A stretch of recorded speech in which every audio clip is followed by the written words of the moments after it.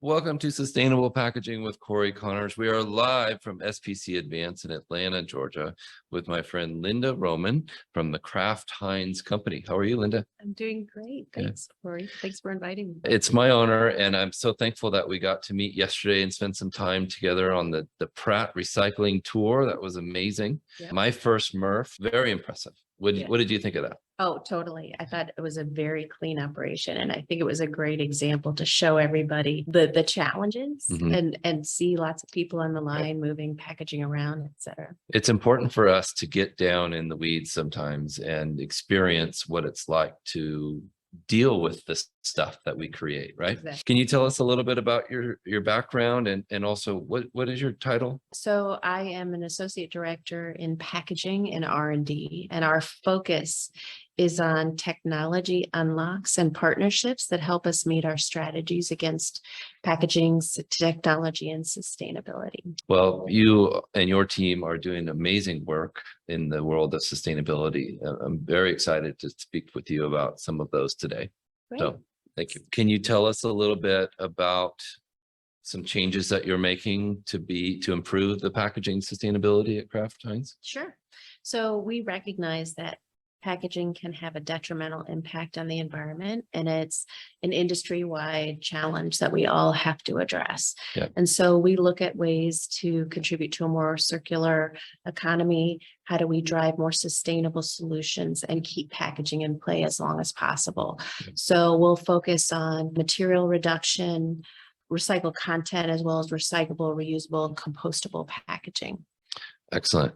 So is there any goals that you've set for future? Yep. Actually, we aim to make 100% of our packaging reusable, recyclable, compostable by 2025. Wow. And 2025 is right around the corner. We got just a few years here. Exactly.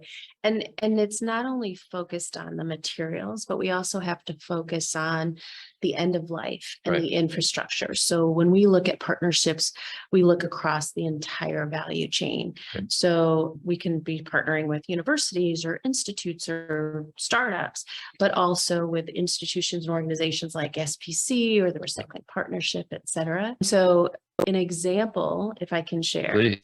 Yeah. is if you think about our portfolio, I mean, we have such a vast variety of packages and products. I mean, I guarantee you have packages in your freezer, refrigerator, pantry, and you probably don't even recognize that they're Definitely Kraft Heinz.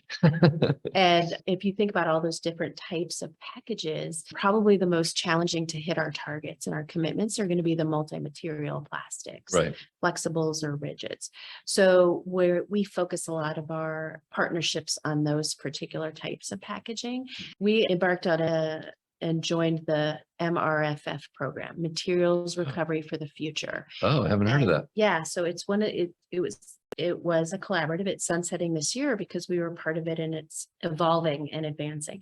But we were part of this initiative to look at the curbside collection of flexible films. Excellent. And demonstrating the viability of those films to be collected, sorted, processed, and then turned into an end market.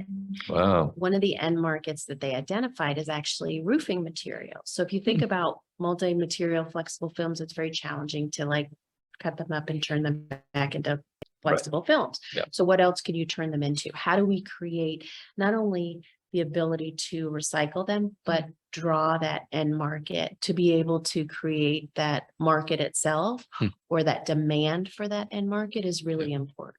So what we did is we said, okay, roofing, not necessarily what we do as packaging developers, but we do have manufacturing sites. Right. So how can we incorporate those materials into our plants? And so a very talented engineer in our team, Eric Groner, worked very closely with the engineers that build our plants or modify the roofing, et cetera. And so they were able to take the roofing, incorporate it in our manufacturing facilities. So we piloted it initially in 2020. Talk about circular, huh? Exactly. Wow. Exactly. And it's something that we wouldn't normally do. So we were able to incorporate it in 2 manufacturing facilities in 2020. And then in 2021, we expanded it to Granite City, Illinois, and it was 15 times the use of the roofing materials. Wow. So, and I get excited about talking about it because that's one of the things is, yes, the materials that work and get recycled and get turned into end markets. And then, but being able to demonstrate and pull that end market through is important. And that roofing material will last years and years, but then it can also be recycled again at the end.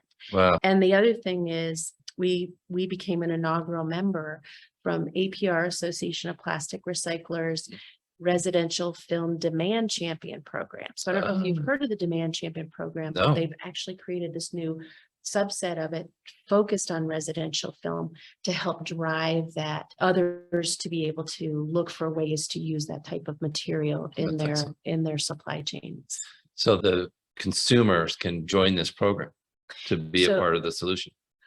No, it's not necessarily consumer. Well, in Pennsylvania, Okay. in the For the pilot, yeah. Yes, in Pennsylvania, that MRF collects flexible films and that can be turned into roofing. So yes, consumers participate within that region. Yeah. And absolutely, it sounds like it's going well so far. So do you feel like that could expand to other locations? That's the hope. And so what we've done is we've joined the Recycling Partnership Film and Flexible Coalition. So how else can we look at MRF's material recovery facilities like we saw yesterday? And we saw that they were not very excited about films, right? They didn't want them at all. They did not like how they wrap up on the rollers, right? Exactly. So, but they always get them. So how do we get ahead of that and work with other MRFs to be able to identify ones that are already collected? Well, can we help them find an end market? Right. And if we can help prevent them from having challenges of it getting tangled, but collect it in a way that turns it into something else and creates a positive end for it, I think that's what we're trying to do. I was impressed with the tour and how they said that some of the plastic they recycle goes to carpet liner. Yeah. Or the bottom layer of carpet. I thought, wow, that's brilliant. They're turning plastic bottles into carpet. Well, it's interesting because everyone thinks, oh, PET bottles, it goes right into PET bottles. Some of it does. Yeah. But carpets are big, and also like textiles, like jeans. Right. I've bought jeans that were made from recycled bottles as well. Clothes, it's carpet, it's roofing tiles. I mean, there's so many uses. Trex decking is somebody I've interviewed in the past. Phenomenal, the things we can do with this material. Exactly. Yeah. Well done. I wanted to talk to you about your work with Loop. I interviewed Tom Zaki and he told me a story about your Kraft Heinz bottles, the ketchup, and all they had to do was change the adhesive on the label to turn it into a Loop container. That's amazing. So Loop is something that we started in 2020 in UK, and it's an opportunity to take this iconic Heinz glass bottle and enable consumers to really make it reusable, to be able to be refilled and cleaned and filled again. And I think it really speaks to how we can address our commitments and looking at this. And what we'll do is we'll continue to look at ways to pilot, whether it's through Heinz products or other products in different regions. Like you said, there's so much to do. Yeah. How do you choose what to focus on next? We have a ton of things to do. I will tell you. A lot of what we do is we look at our current portfolio to say, what are the challenges that we face? What's going to be important to hit our 2025 plus commitments, but it's beyond the commitments. We have to keep doing it. We have to keep focusing on transforming our portfolio to be reusable, recyclable, compostable. So there's lots of work to do. And what I'm learning is people are coming to the SPC and places like this and collaborating with each other. Are you finding that spirit with other companies? Absolutely. Yeah. It's collaboration across the entire value chain. That's why I love this space, because it's just, we're working side by side with other brand owners, but then with the upstream resin and packaging converters and retailers.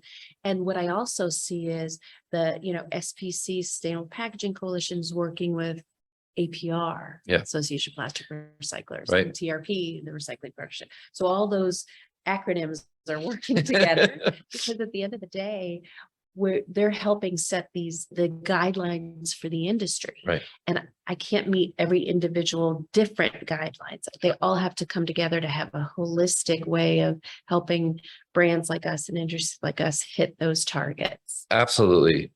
Exactly. Well said. Just perfect. We must work together. If we don't, I think it will take 10 times as long. And so this is what I'm hearing from most people, is that, even competitors are working together, saying, oh, well, have you tried this? What do you think of this adhesive? What about this substrate? It's really cool. Well, I have to quote Keith Harrison from Recycling Partnership, who I think you should probably get on this. Okay. But she always says, we're all in the bin together. Yes. So if we're all in the bin together, we have to work together to make it happen. Very true and very poignant. You look in the recycle bin or go to a MRF and it's all the brands. So we gotta do this. Exactly. I wanted to talk to you about PCR. I know that's been a goal for most, and especially your company. How are you instituting higher PCR levels in your packaging? So PCR is always a challenge when it comes to direct food contact, right? Right. So we look to lever mechanical recycling first where possible, and then we can look at alternatives from chemical recycling or advanced recycling. But we will look to continue to reduce our use of virgin plastic more and more. And how can we do that with recycled content? Right. So important and so challenging, like you said, even the cardboard material for Kraft mac and cheese is food contact. I was like, well, I didn't even think about that being a challenge to make recyclable or out of recycled material, but you need to. So, by the way, my kids love that stuff. It's always good to hear. Yeah, I do too. Do you have a favorite Kraft Heinz product? Well, I am a Heinz ketchup. Oh my Oh, gosh. me We too. can't. There's no way we can be out of it. That and Kraft mayo without. We went camping one time and we forgot to bring ketchup. I was just like devastated. Yeah. This burger is terrible. I- So I knew I liked you. There you go. This is why we get along so well. Exactly. Do you have anything else you want to tell us about? Anything new and exciting coming up? Or We've got a lot of work ahead of us. We've got more coming out that we can talk about soon. Yeah. We've done a lot of work to pilot and test new materials so Good. we can learn, and things like loop and other things that we've talked about that we've been testing. Yeah. It's really, I think this whole industry, what I love about it is we're all not waiting until we get that final, okay, we're going to launch at full scale, because we all recognize that we have to test and learn in industry. Yeah. So more to come. Yes, exciting. Yeah. Thank you again for your time. Yeah, It's been an honor to meet you and get to know you and learn from you. So thanks so much. Thank you. How do people get in touch with you if they want to, or you and your team, I should say, if they want to help or have questions? Yeah, they can certainly reach out to me. I am on LinkedIn, if that's easy for everybody to probably access, and I'll be happy to connect and always love to learn. This is an industry that I learn every day. Me too. Yeah. 100%. Thank you, Linda. Appreciate it. Thank you.